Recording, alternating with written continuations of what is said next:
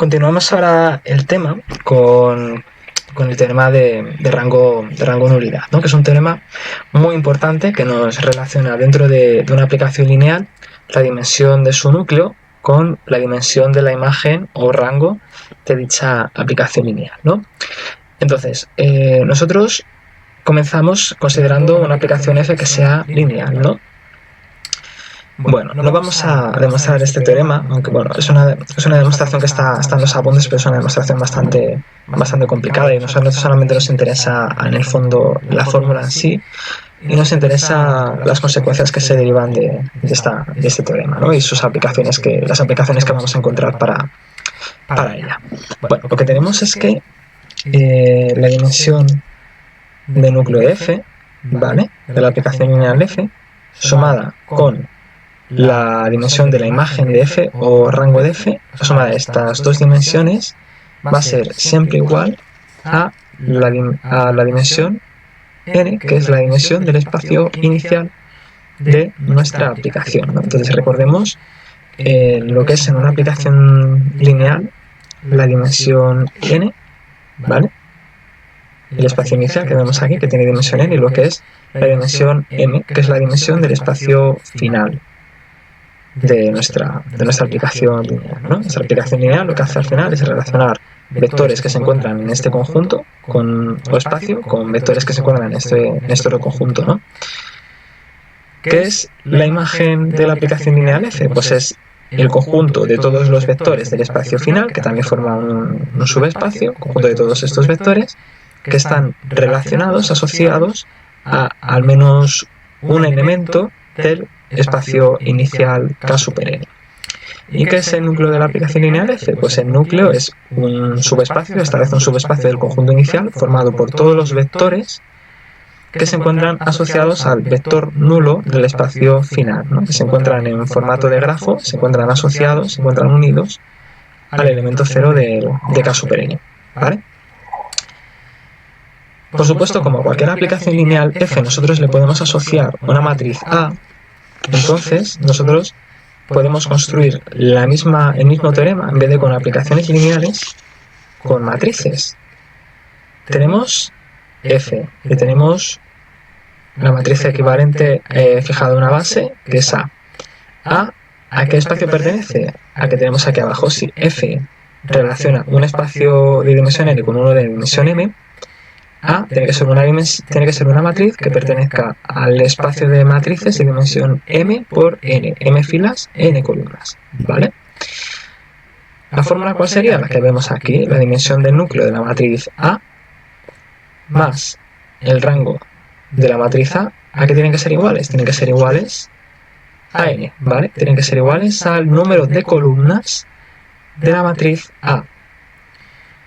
Aquí recordábamos lo que era el núcleo de una matriz, ¿no? El núcleo de una matriz, ¿cómo se define? Se define como el conjunto de todos los puntos del espacio inicial que cumplen la siguiente ecuación, que cumplen el siguiente sistema de ecuaciones homogéneo. A por x igual al vector nulo, ¿vale? Si la dimensión del núcleo de A es 0, significa que el núcleo de A está contenido solamente por el vector 0, es decir, que el vector 0 de nuestro conjunto inicial sería la única solución posible para este sistema, la solución que llamamos nosotros solución trivial, ¿no? Entonces, del teorema que acabamos de ver, se cumple un corolario muy interesante que no vamos a... Bueno, que vamos a demostrar porque es bastante sencillo y no lleva mucho tiempo, ¿no?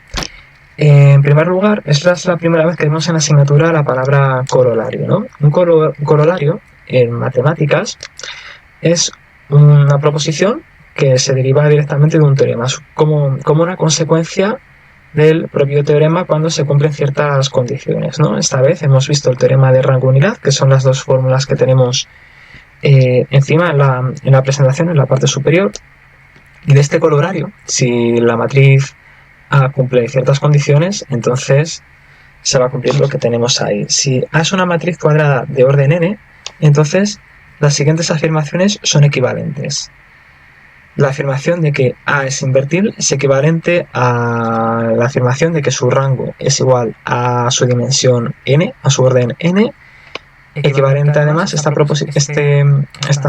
afirmación al hecho de que su núcleo, el núcleo de esta matriz A, esté formado solo por el vector 0. Vemos ahí esa afirmación, vemos ahí esas tres afirmaciones que son todas condiciones necesarias y suficientes entre sí, ¿no? Que están todas relacionadas con la implicación doble. ¿Qué es esto? ¿Qué es lo que quiere decir esto? Esto lo que quiere decir es que si nosotros cogemos una matriz A cuadrada cualquiera y calculamos su rango y vemos que su rango es igual a su orden, tiene rango n, entonces podemos estar seguros de que sin tener que calcularlo, la dimensión de su núcleo va a ser 0 y que esa matriz es invertible. De la misma forma, si cogemos esta matriz A, calculamos su núcleo y descubrimos que la única solución de su sistema de equivalente homogéneo es el vector 0, entonces automáticamente podemos afirmar que el rango de A es n y que es una matriz invertible. Y de la misma forma, si cogemos la matriz A y vemos que es invertible, entonces automáticamente podremos afirmar, sin hacer ninguna comprobación más, que el rango de A es n, es igual a su orden, y que su núcleo tiene dimensión 0, ¿vale? Es lo que significa este colorario y ese enunciado que vemos ahí en 6. Vamos a hacer la demostración porque es bastante sencilla, ¿no? Y además nos permite repasar muchos conceptos, ¿no? Primero tenemos que recordar que si una función o aplicación f lineal es biyectiva, es decir, inyectiva y suprayectiva, entonces f es invertible. Pero además, como nosotros habíamos definido la invertibilidad de aplicaciones solamente con aplicaciones biyectivas, entonces toda aplicación f invertible va a ser biyectiva. En general, y esto también es una propiedad muy importante, una aplicación lineal es invertible solo si esta aplicación lineal es biyectiva, ¿no? Aquí tenemos el ejemplo de una función que es inyectiva y el ejemplo de otra función que no es inyectiva, ¿no? f de x igual a x, que vemos aquí, es inyectiva porque a todo punto del eje y le corresponde por esta función un único punto del dominio, que es el eje x, ¿vale? También es suprayectiva, ¿no? Porque vemos que la imagen de esta función, que es una recta, que es el eje y, ¿de acuerdo? El eje y es la imagen de esta función, ¿no? Ahora, por el contrario, cogemos la parábola fx igual a x cuadrado, ¿no? ¿Qué le ocurre a esta función? Pues ocurre en primer lugar que no es inyectiva, porque si nosotros cogemos cualquier y positivo, a dicho y positivo le corresponden dos valores de dominio, un x y un menos x, y tampoco suprayectiva, ¿no? Porque como vemos aquí, no existe ninguna imagen de la parábola que se encuentre sobre el eje negativo de x, ¿no? Se encuentran todas sobre el eje positivo de x. Todas las imágenes de esta aplicación para cualquier valor del espacio inicial x, que es el eje real, este eje, ¿vale? Bien. Visto esto, entonces vamos a seguir recordando conceptos. Si una determinada aplicación lineal que va desde el espacio Kn al espacio Km es inyectiva, entonces, doble implicación, ¿a qué es igual su núcleo? Su núcleo es igual al conjunto que contiene el vector nulo, ¿vale? Solamente el vector nulo pertenece al núcleo de f. Además también, doble implicación, si el núcleo es el vector 0, entonces la dimensión ¿cuál es? Pues 0, ¿vale? Por convenio, la dimensión es 0. Aplicando este resultado en nuestra fórmula de rango y nulidad, tenemos lo siguiente. Tenemos que esta dimensión, la dimensión del núcleo de f, se tiene que anular y nos queda que el rango de f tiene que ser igual a n, ¿vale? Aquí lo tenemos. ¿A qué es igual el rango de f si la función es inyectiva? A n, ¿vale? A la dimensión del espacio inicial automáticamente, ¿vale? Ahora bien, f no solo es inyectiva, sino que también es suprayectiva, ¿vale? Y recordemos, si f es suprayectiva, por definición, entonces se tiene que cumplir que el rango de f, o la dimensión de la imagen de f, que tiene que ser igual a m, ¿vale? A la dimensión del espacio final, ¿vale? Estas dos condiciones, cuando las ponemos juntas, esta condición que debe cumplirse para las funciones o aplicaciones lineales inyectivas y esta otra para las aplicaciones lineales suprayectivas, si las juntamos, ¿a qué es igual? A esta condición de aquí, a la condición de que m tiene que ser igual a n, ¿vale? Esta condición, cuando la aplicación es inyectiva, es la segunda afirmación de nuestra de 6, ¿vale? Esa afirmación de que el rango de A tenga que ser igual a n, ¿vale? A es invertible viene dado porque la función la aplicación es biyectiva, ¿vale? Si f es biyectiva, entonces el rango de A tiene que ser igual a n, ¿vale? Lo tenemos aquí por la inyectividad.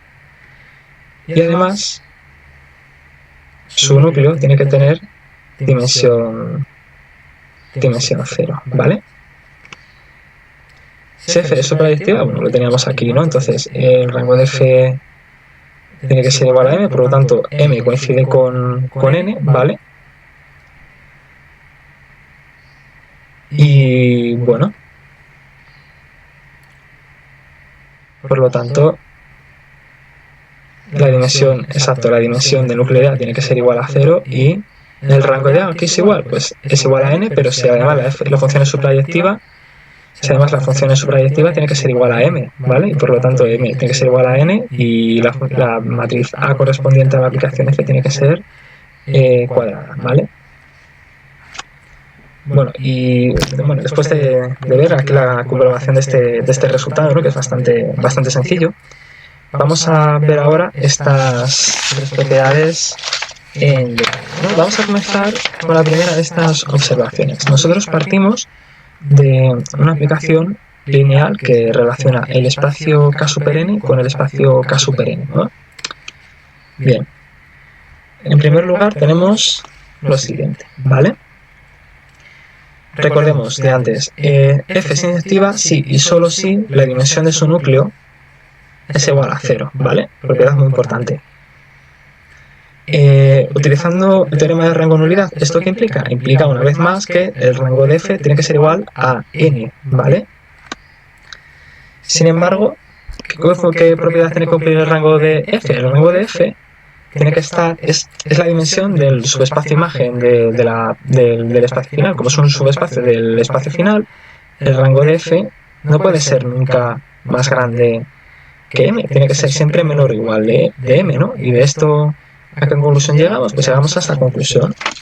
Llegamos a la conclusión de que si f es inyectiva, entonces n tiene que ser menor o igual que m, ¿vale? Lo tenemos aquí. Si f es inyectiva, entonces m tiene que ser mayor o igual que n, ¿vale?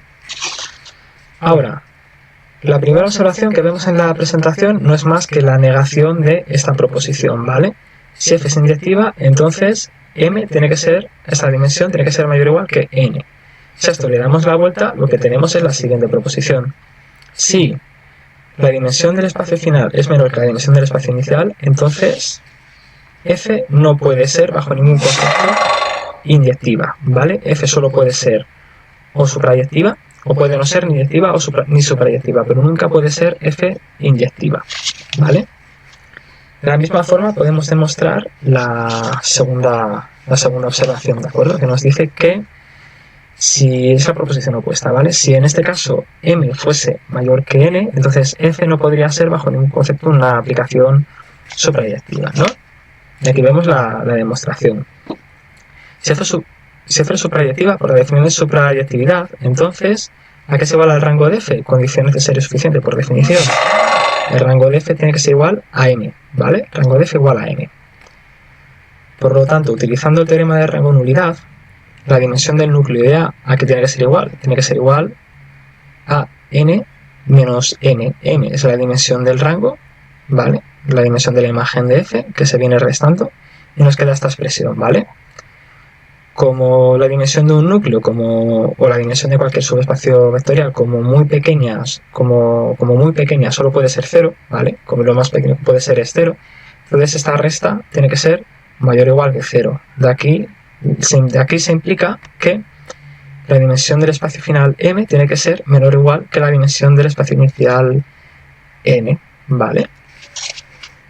Por esto, Si f es suprayectiva, entonces m tiene que ser menor o igual que n. Igual que hemos hecho antes, ahora le damos la vuelta a esta proposición y lo que demostramos es que si m es mayor que n, entonces f, esta es la apuesta, no puede ser suprayectiva, ¿vale? Es decir, si la dimensión del espacio final es mayor que la del espacio inicial, entonces f puede ser inyectiva, puede no ser ni inyectiva ni suprayectiva, pero lo que nunca puede ser es una aplicación suprayectiva, ¿vale? Eso es lo que nunca puede ser bajo ningún concepto.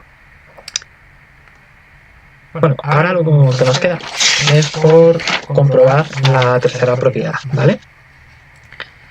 Entonces, tenemos que si f es inyectiva, tenemos que aplicación lineal f es inyectiva si solo si la dimensión de su núcleo es 0, ¿no? ¿Esto qué implica? Pues la siguiente relación, 0 por el término de rango nulidad, 0 más el rango de f, ¿a qué es igual? A n, ¿vale? Ahora bien, f vamos a considerar que también es suprayectiva. Entonces, ¿a qué es igual a n? A m. Y nos queda n igual a m. ¿De acuerdo? Porque f es tanto inyectiva como suprayectiva.